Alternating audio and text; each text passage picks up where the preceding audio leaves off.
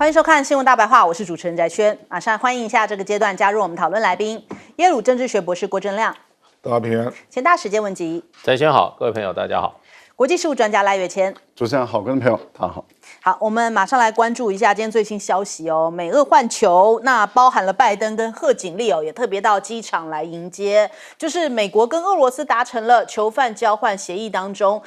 获释的3名美国公民哦，那他们是抵达了美国。包含了拜登、贺锦丽，他们是亲自到达机场来迎接哦。那现在因为总统大选，这个美国的总统大选进入到最后几个月，11月初就要投票了，所以这一次的美俄换球协议哦，其实也为拜登政府，也就是说为民主党可能加分许多哦。这代表他们一个巨大的外交成功啊。民主党是这样子在讲这件事情哦。那是不是会直接把这样子的一个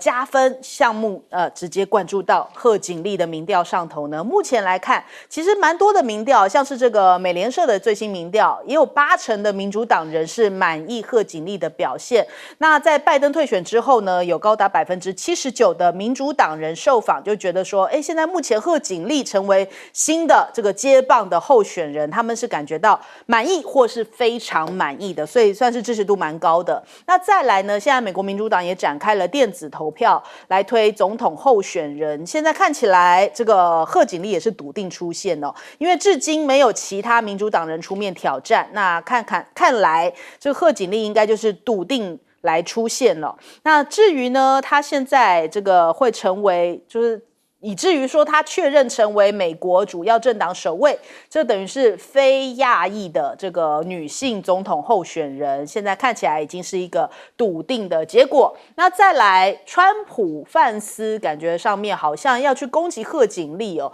却没有让自己太加分。范斯呢现在帮腔川普因为川普质疑贺锦丽的种族认同问题，范斯就搭腔啦，他说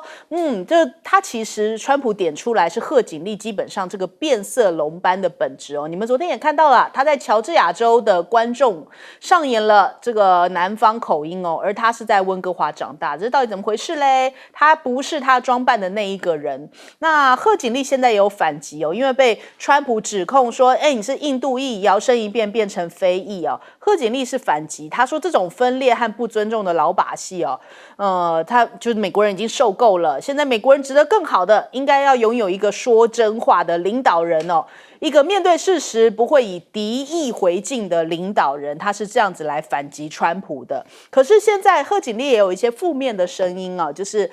过去的新闻被挖出来了，他过去曾经有当过情妇嘛，有这样子的报道，开始大家又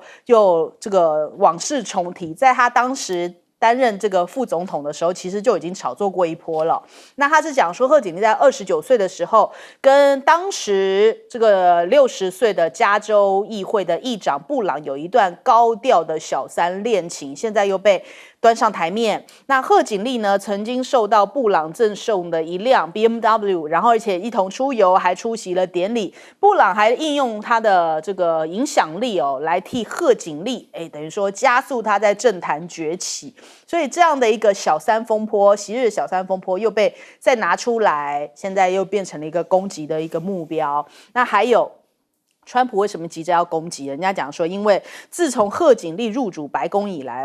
也就是说，自从这个川普落选以来，他的净资产已经暴跌了8亿美元，所以当然川普希望能够赶快再重回到这个白宫，入主白宫的宝座。那还有现在这个川普当然是要特别再唤起大家对于他那个英雄形象的记忆他这样子神奇的躲过了那一枪，保住一命。他现在特地在感谢这一位救命恩人。那这位救命恩人是谁呢？就是负责制作他当天那个图表的这一位女性工作人员，他大赞他是一个电脑天才啊。那我们来听听看。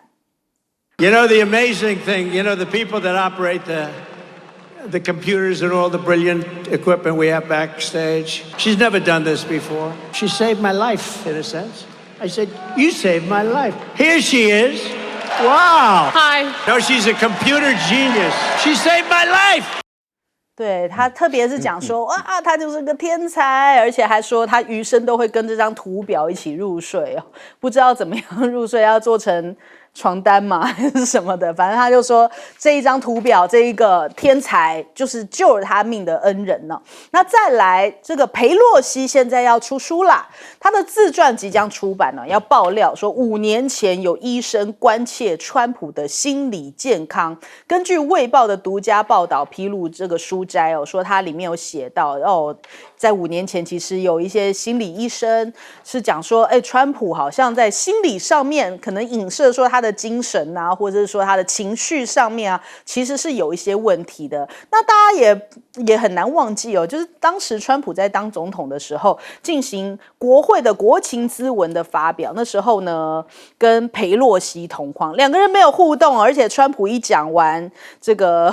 发表内容之后，裴洛西呢技术性的就是两个人并没有握手，而且裴洛西还就在川普的后头撕掉了这样的一个演说文稿，两个人哦，真的当时是剑拔弩张的，川普也骂他是疯婆子，然后裴洛西对他评价也非常的糟糕，所以可能裴洛西也非常不乐见川普再重回白宫，因此，这一个爆料不知道会不会影响到一些选情呢？首先，我们来请教一下亮哥，亮哥怎么看现在的美选？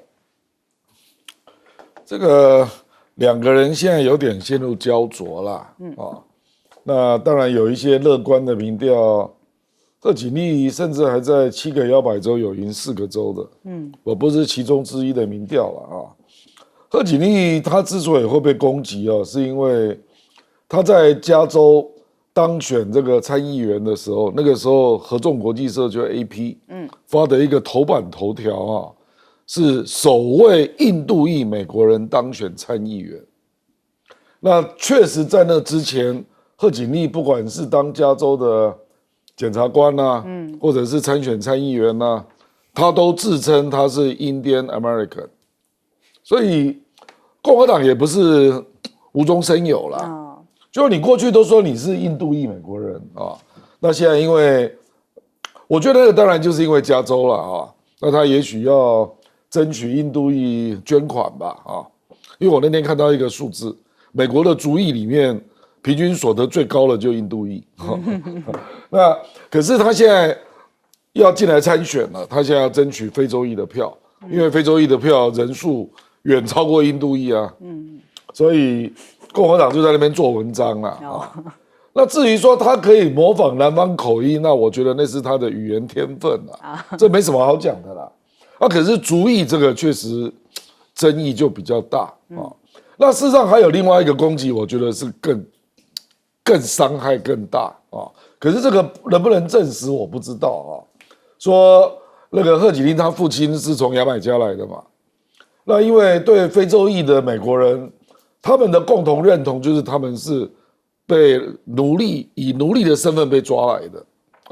那就有人在质疑贺锦丽的祖先在牙买加是奴隶吗？这个问题比较麻烦因为有人找到市政说他的父亲虽然是非洲裔，可是并不是奴隶，而是奴隶买家啦。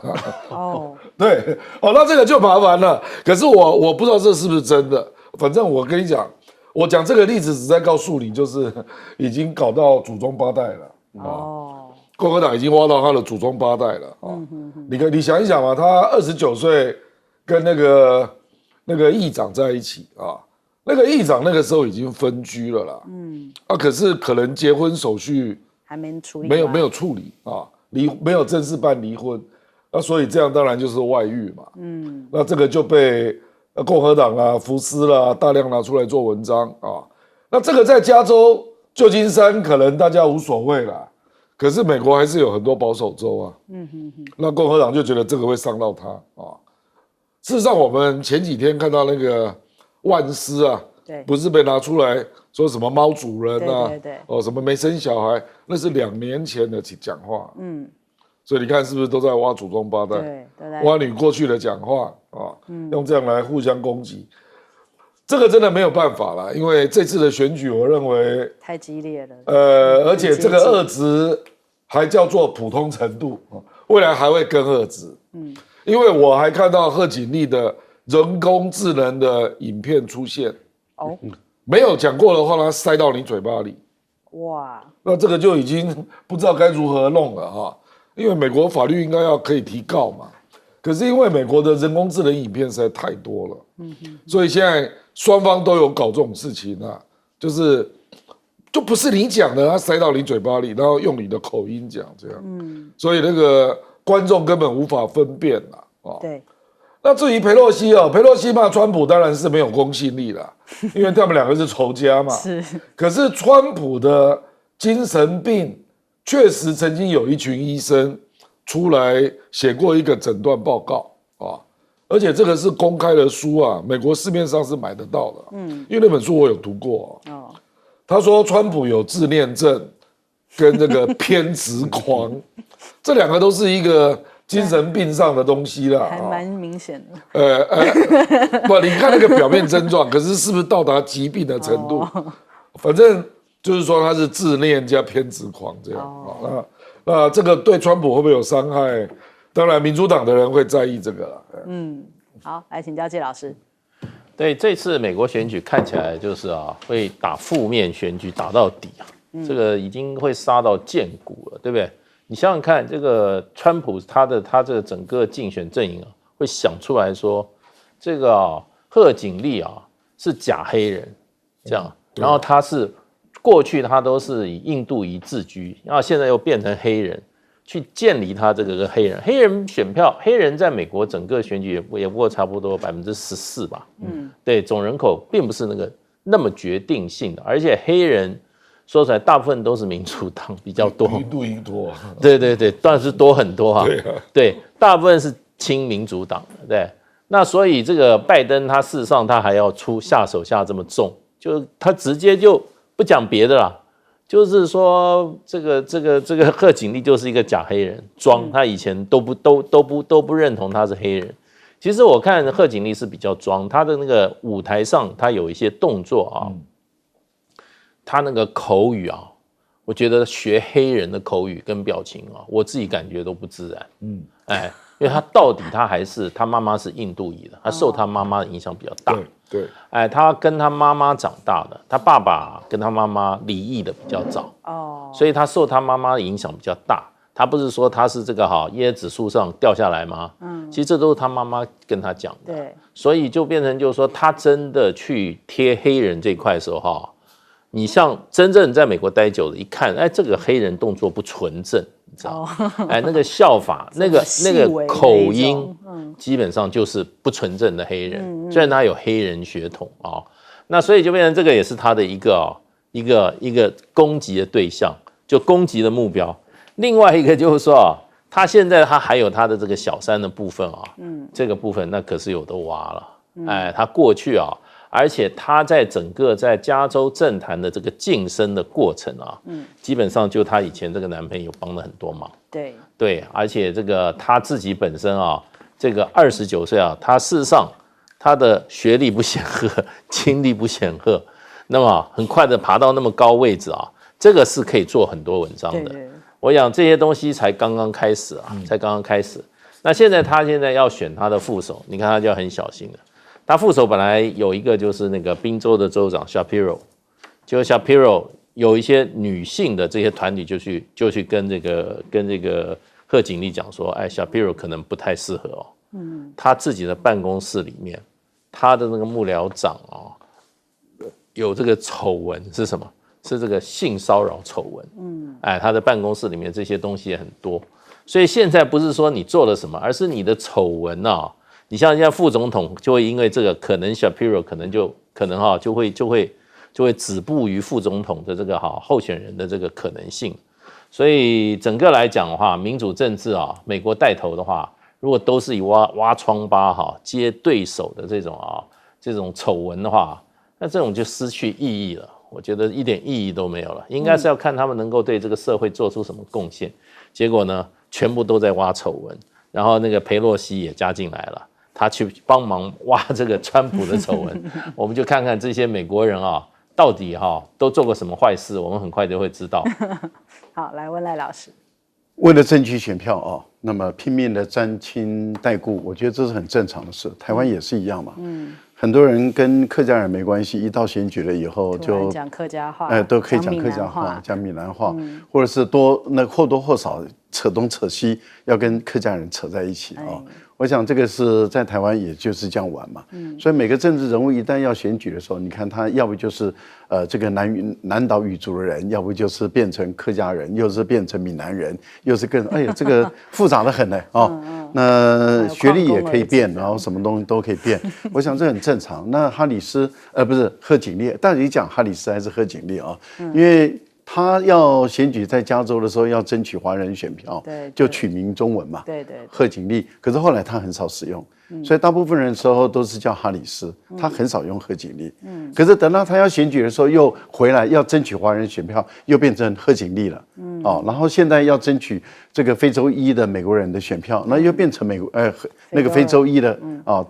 然后又要争取印度人的选票，所以他可以巧妙的运用他的各种方式去沾亲带故，我觉得这个很正常了，没有什么伟大的一个地方。我觉得川普也没有必要去攻击他这个嘛，因为都一样嘛，不然的话你为什么找一个范斯？他明明不是这个劳动阶层的人，他虽然是底层的白人，可是他高中毕业以后就进入了军队里面服务了。军队不是底层的劳动阶层它是特殊的一个单位。军队完了以后，拿了国防部的一些优待跟加分，进入州立大学，然后再进耶鲁，然后成为一个律师，从此以后进入精英的白人阶层。他从来没有劳动阶层待过嘛，底层的劳动白人阶层待过，可是呢，他就要演成为他是底层的劳动阶层的白人嘛，所以这个都是一样的道理。其实范斯也不过就是想方设法去沾亲带故，那这个哈里森他也要沾亲带故，我觉得这个都很正常。现在比较麻烦的地方是在于贺锦丽还有多少丑闻没有被挖出来，我觉得这个才是真正麻烦的事。对，也就是说，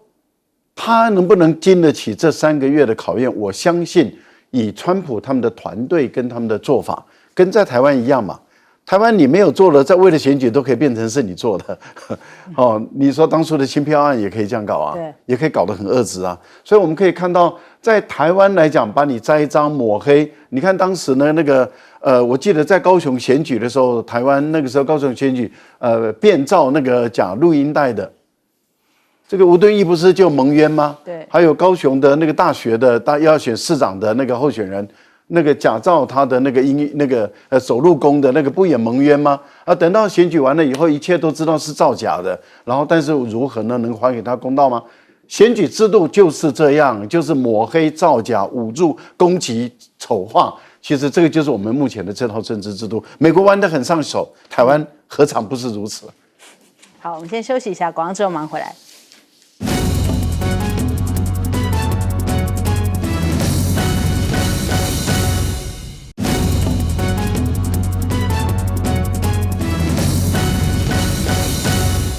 好，立刻来关注一下现在目前奥运这个中国大陆最新的一个表现等于说中国的泳队扬眉吐气啊，现在这个全世界都认识到了潘展乐了。那潘展乐他说一雪前耻，他受访的时候这么说，这能说吗？他还这样问了一下这个记者，就说一雪前耻，这能说吗？我们其实第一天在这个接力的时候呢，我跟澳洲队的查莫斯打招呼，他都不理，还有美国队的亚历克西我们跟他打招呼，他们好像都不想甩我们就被无视了啦。那我们训练的时候，教练在岸上他们翻滚直接往教练的身上溅水花，就感觉有点瞧不起我们，就是好像中国人在他们眼中就是不用甩你们嘛，因为好像游泳项目向来都是好像白人的天下，并没有把中国看在眼里但是现在真的是扬眉吐气了。他说我们今天终于把他们所有人拿下，在这么难游的池子，因为说那个池子有点浅，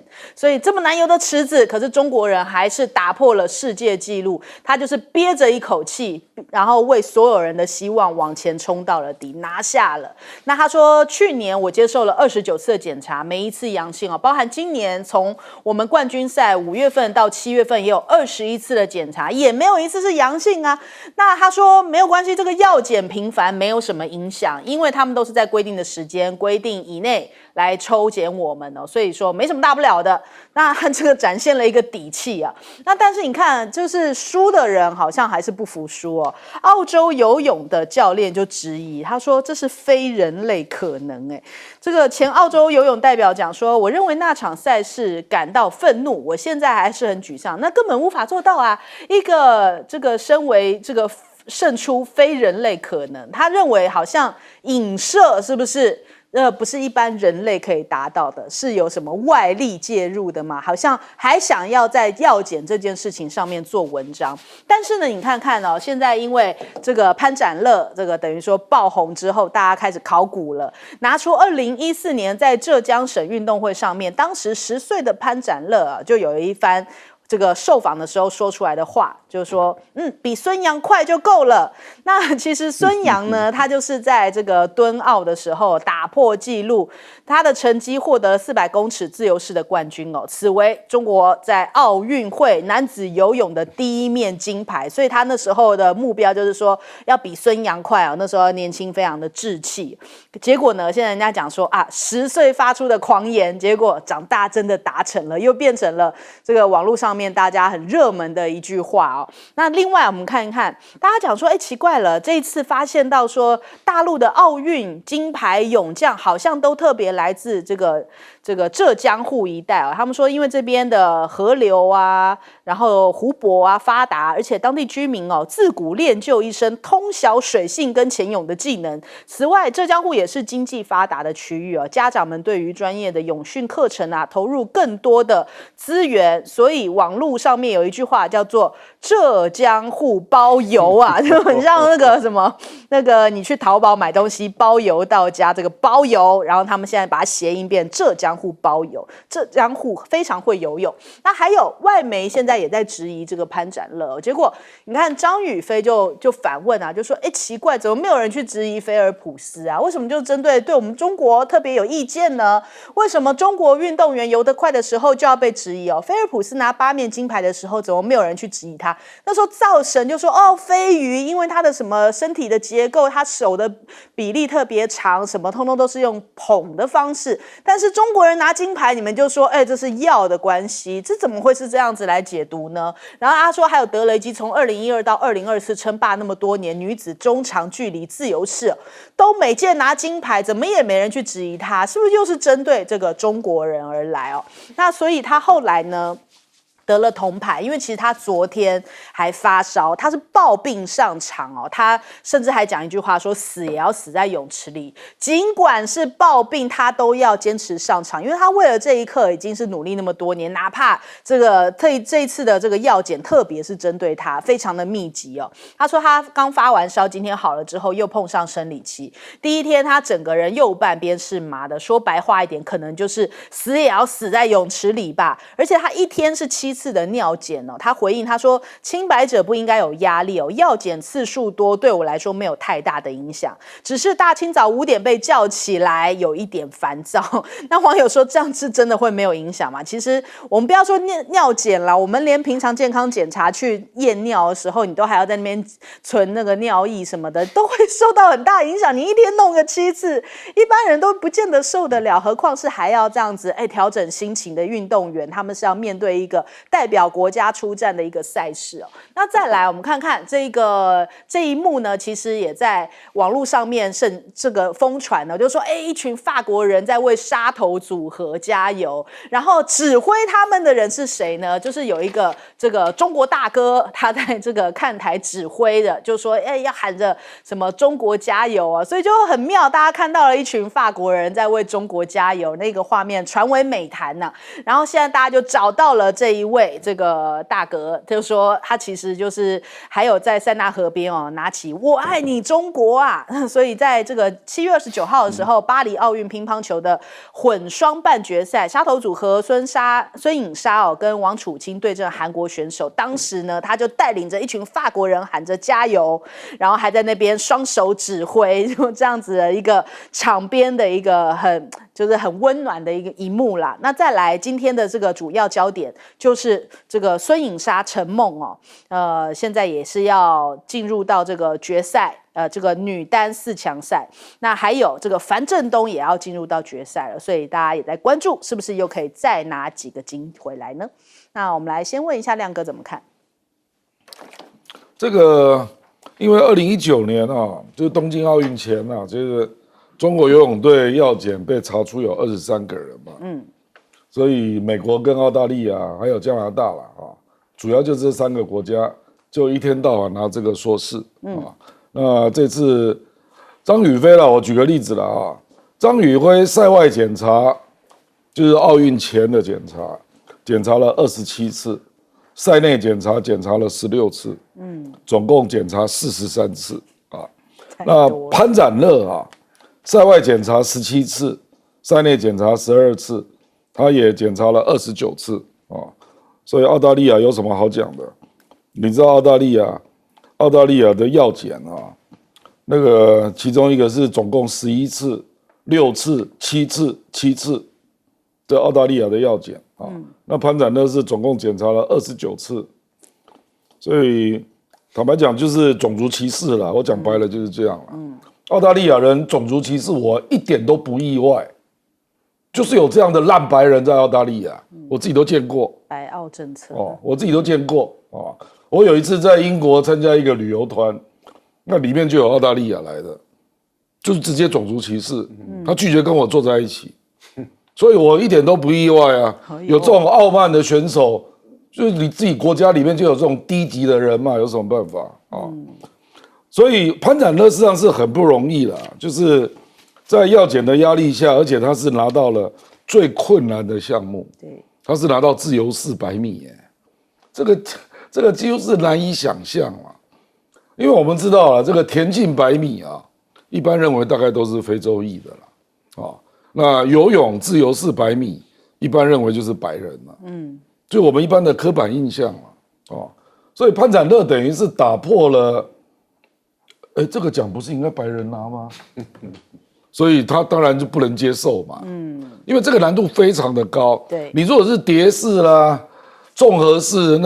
那有可能因为你用别的式来弥补自由式的落后。自由式你要拿到金牌，而且又创世界纪录，这个难度实在太高了啦。那因为我也可以同理来说，费尔普斯他的身体长得有点奇怪因为他的手长比一般人要长对，所以他是不是猴子退化没有完成？我是不是可以这样说话？就是没有人这样说话嘛。那费尔普斯真的就是手很长对，那因为他只要触板就得分了，所以他当然有优势，而且白种人他长得比较高嘛，对，所以游泳自由式这潘展乐可以拿到冠军，我真的是，其实所有的项目我对这个项目感到最意外，真是服了，这个难以想象难以想象。好，来问一下介老师。对，在这个运动项目里面有2个含金量最重要、最重的这个金牌，就是男子就是说竞赛100公尺，这个你拿冠军但是在所有运动员里面，可能就变成就是说运动员之首。就美国有一个运动员叫刘易士，大家都知道就美国天天就要拿他当英雄把他变成不是美国全世界的英雄，他就是奥运会100米这个第1名嘛。然后那时候说人类什么时候突破10秒100公尺10秒的10秒的哇，第一个突破，然后现在都是9秒多，所以这个在这个陆上竞技最重要的一块金牌就是这个男子100米100公尺。水上最重要的什么？就是这个自由式100公尺，男子自由式100公尺，因为这代表什么？代表你这个人种优不优秀？那这个赛跑100公尺被这个非洲人拿走，他们美国人做了很多研究啊，说黑洲人他的细胞形状跟别人不一样，说有的人他的细胞比较长，变异了，比较长，所以他们爆发力特别强，没有其他人种可以跟这个非洲人去竞争，所以都是他们，别人不要练了。然后呢，白种人呢，他们就非常重视这个游泳的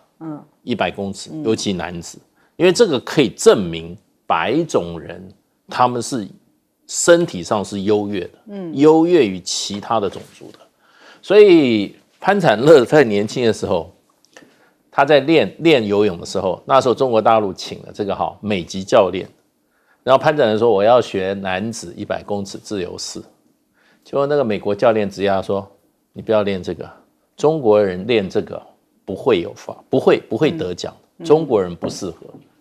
那意思就是说中国男人体能上就没有办法在这个地方胜出了，所以这个是一种种族的优越感造成的。那他就有他的感觉，就是你们这些亚洲的种族不行的，所以真的你不要来练。所以就是说，结果现在潘展乐被澳洲的选手认为说是非人类，对不对？当然，他这个我看他的讲法，也有人说他其实他是一种什么？一种赞美吗？赞美啊。那也有一种说法呢，就是一种怎么样？是一种又是暗示说这个非人类不要怎么搞出来的啊。我们验药都抓不到什么把柄搞不好又有什么东西是中国大陆想出来的一种奥博，才赢过中国人不可能赢白种人的项目。所以我觉得就是说潘展乐真的就是说蛮争气的，对，他真的蛮争气的。他证明了就是说东方人尤其亚洲人在体能上没有劣等于这个白种人的这个白种人过去的假设，现在被他什么？被他突破了。所以呢，他应该是这个不只是中国之光，他是亚洲之光。就我们黄种人之光啦。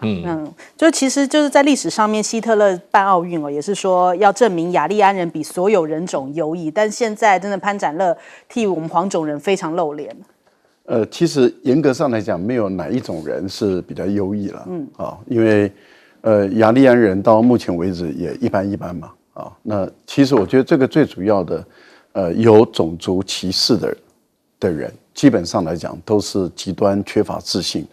的，而且都是最低等的人，因为他什么都赢不了，所以他只好用你天生下来的是什么性别什么种族、什么族群来去断定你。说你就是什么人，那这个就代表什么？代表这个人他是一个天生的失败者，他就是一个最低级的、最下贱的，我们讲的贱民的这一类的人。为什么？因为他赢不了嘛，然后他赢不了，他又没有自信，所以他只好怎么办呢？只好说你是什么人，所以你一定什么不行我是什么人，所以我一定比他优越。那这个很可悲，也就是说，人类间最可悲的就是去搞这种族群、种族歧视的，或者是性别歧视的。就是因为他最可悲嘛，他什么都不是，他也什么都不行。那如果说要讲药检，我倒觉得第2名、第3名更应该要好好的药检，说不定他的分数还不应该这么高他不应该是第2名，不应该第3名，或者他应该是第6名、第7名也可能他使用了兴奋剂，所以他才能够勉强挤到第2名、第3名。不然的话，那应该是别人嘛。那理论上讲，说不定潘展乐应该是遥遥领先，回头看没有半个人也应该是到这个程度，因为你这个第2名的澳大利亚或是其他的或者是美国人，可能是他连潘展乐在哪里可能都看不见也可能是这样的一个结果。也就是说，可能你真的相差太多了，你可能使用兴奋剂，所以你才能够勉强那么挤到第2名、第3名。如果按照他们的推理来讲，我们都是可以合理的推理嘛。所以我个人倒是觉得可悲，也就是说，这一些白人，就是这一些低级的属于贱民层级的这些白人，他们本身把自己糟蹋了，把自己作践了，而在这一次的挫败中，他们自己本身例如说本来的时候要摆出一个姿态好像我们的队员很礼貌的跟人家打招呼，这是文明的礼节他要摆出一个倨傲的态势，结果被彻底的碾压那这种人就是什么？羞辱中的羞辱。其实羞辱一个人最好的方法，你就是用实力去征服他，征服他了，你就是羞辱他了。那最后他只能回来用种族的方法，那就藐视他、鄙视他就好了。因为对这种人不需要多说什么。好，我们先休息一下，广告之后马上回来。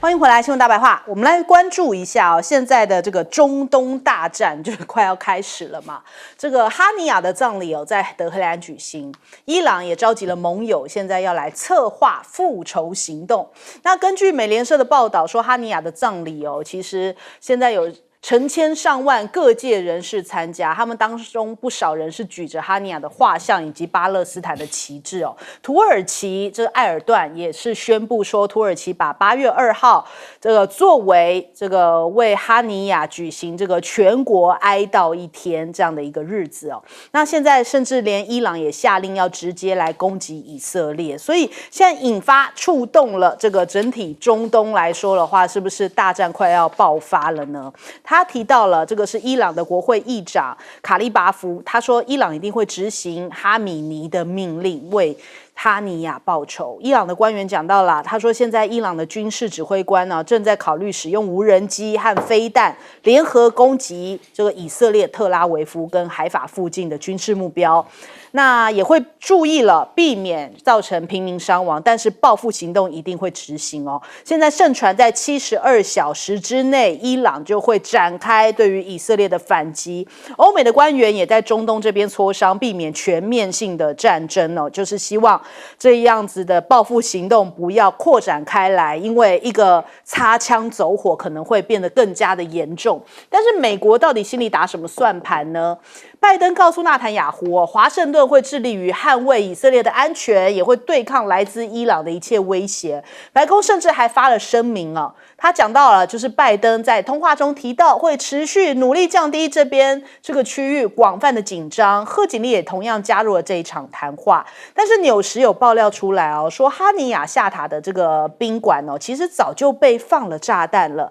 这个大概在2个月前就被人藏进宾馆里头，这个炸弹那行凶者是在确定哈尼亚住进了这个宾馆之后呢，就远距引爆了这个炸弹，使得哈尼亚跟他的保镖因此而丧命。那以色列也证实，在7月份的时候，甚至还歼灭了哈马斯的军事领袖戴夫。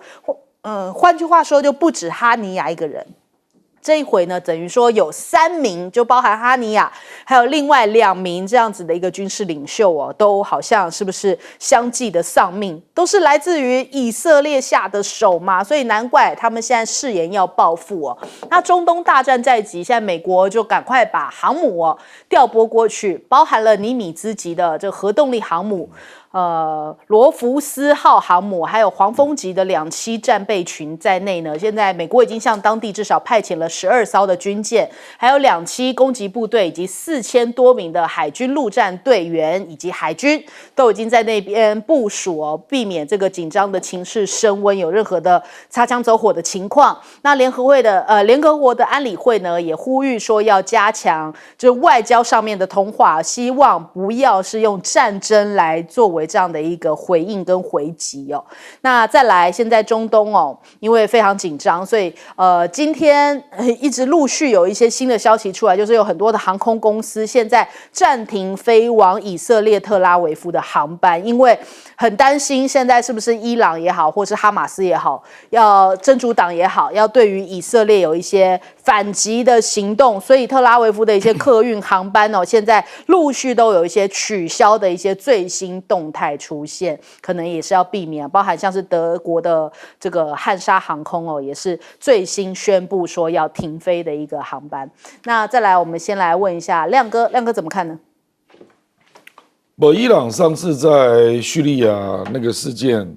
他也是做了类似的决策说72小时内一定会打以色列那结果雷声大雨点小嘛，他不是打到以色列境内吗？对，可是打到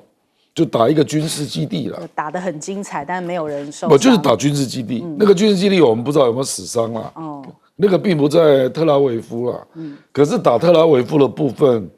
很明显就是草草了事。并没有明显的伤亡。那这个事实上有一个现实上的困难啊，因为伊朗距离以色列真的很远。他地面部队是没有办法，因为相隔1000公里啊。所以，他如果真的有地面战争啊，这个大概就是联合国还有美国比较忧虑的啦。就他会不会就全面让黎巴嫩真主党好好的跟以色列打一次啊？因为事实上背后也是伊朗啊。那另外，因为在这个同时还发生了另外一件事啊，就是叙利亚的代表也见了俄罗斯的代表啊，不知道他们要干嘛啊，然后。俄罗斯的代表见了伊朗的代表，是不是说要一起发动啊？因为叙利亚可能如果因为戈兰高地已经很久没有被打了，对，那这个我不知道啊，我不知道叙利亚会不会借这个机会也来表示说，那戈兰高地我们根本不承认它被占领啊。那另外一个就是也门的胡塞武装，它背后也是伊朗，那叙利亚背后是俄罗斯，所以我觉得基本上可能还是透过代理人战争几率比较大啦，因为伊朗实在是距离以色列太远啊，他可能会用无人机啦、导弹啦，或者是火箭弹的攻击啦，那上次只有1天就结束了，就是伊朗基本上只能做空袭啦，那他这次的空袭会不会长一点，或者是？混着跟这个什叶派民兵一起打啦那这个坦白讲，现在都很难预测因为我的感觉是，纳坦雅胡实际上是期待一场战争，因为纳坦雅胡认为，如果能够跟那个黎巴嫩真主党来打一下那他就不用下台了，而且黎巴嫩真主党是美国公认的恐怖组织那美国一定会被卷入，那这样的话，基本上就把那个加沙的焦点给转移掉了，那这样就不是在跟巴勒斯坦人打了，变成是跟黎巴嫩真主党在打，所以这样的一个，我的意思是说，可能你也要考虑到纳坦雅胡怎么设想啊，然后美国这一些军方怎么设想，因为我认为美国事实上有蛮大一部分的军方认为干脆毕其功于一役了，把哈马斯跟黎巴嫩真主党一口气给端掉，这样。哇，对，我认为有这种。那不就变大战了？没有啊，黎巴嫩真主党只有5万人啊，就是对他们来说不算什么。对美国来讲，就是要不要趁这个机会也一起处理了？我认为美国这种立场的人蛮多的。事实上，那个川普也是这样想啊，那《华尔街日报》也是这样想啊，因为伊朗在阿拉伯半岛最强的力量就是黎巴嫩真主党，所以我觉得这个确实值得观察啦，密切关注。好，来请教介老师。对，其实这一次事情我觉得伊朗自己应该也有责任。怎么人家到你家来做客在你家被杀掉这个安全到底怎么回事？那伊朗不断的发生他的这些这重要人士，不过他本国的重要人士被暗杀的情况。那个4年前那个苏拉曼尼，对，他就是被当时川普直接把他做掉的那也是公开的，就是用无人机知道他的位置，对，一个飞弹下来就把他解决了。那个是革命卫队的这个负责人呢，最高首长所以伊朗常去觉得，我也觉得怎么会老是发生在伊朗？2020年的时候，伊朗核子工程的，就是说核子弹的总工程师、最高工程师，下班的时候在德黑兰也被人家刺杀了。开着车子在路上被人家拦下来，把他干掉。对，那你这个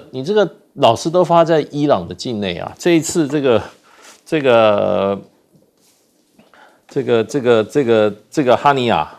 他是死在德黑兰的旅馆里面对啊，怎么会被人家知道？现在还有一个说法，跟人说2个月前炸弹就放在那边等他了，他进驻以后，然后把他炸死了。那你这个伊朗到底有没有？到底你内部是怎么回事？对，所以我觉得伊朗一直跟外面也没有一个交代，那出了事以后就是说要报复，对，那其实真的不安全是他国内，他是不是内部有真正有问题？事实上也有人在猜测，是不是伊朗想要除掉这个哈尼亚呢？都有这种说法了啊。所以中东事实上是蛮复杂的。不过可以说起来有一点，也就是说，今天以色列也不过700万人，2万平方公里土地啊，然后700万人这样子的一个小国周旋在阿拉伯的这个回教的世界里如入无人之境。那也就是他的对手太弱，不但彼此不团结，而且呢，说实话，内部很容易被人家见缝插针。所以这一次的事情，我觉得再次显现，就不是以色列太强，而是对手太弱。好，来请教赖老师。我觉得伊朗这一次遭遇到这样的一个在他境内，哈马斯的最高领袖被暗杀或是被攻击身亡，伊朗当然国家安全出了很严重的问题，没有办法保护一个外国的客人而且外国的客人在自己的国家内部，而且住在自己国家经营的这个酒店里面，然后就这样直接被打死这个当然责无旁贷嘛，这个就是直接被羞辱，被谁羞辱？当然你合理的推断就是被美国、以色列合谋一起羞辱嘛，不然的话，罗斯福号航母本来是在红海保护这个以色列、美国跟英国的船舰，避免受到这个胡塞组织的攻击罗斯福号航母是在那里怎么会这个事件爆发出来之后，马上就发现罗斯福号航母是在伊朗的离40公里的地方，40公里就等于是在于临海的毗邻区在毗邻区外的地方已经 stand by 站在那地方，告诉你伊朗说你不要轻举妄动我航母在这里，我随时可以打你如果你去打以色列的话，我就打你。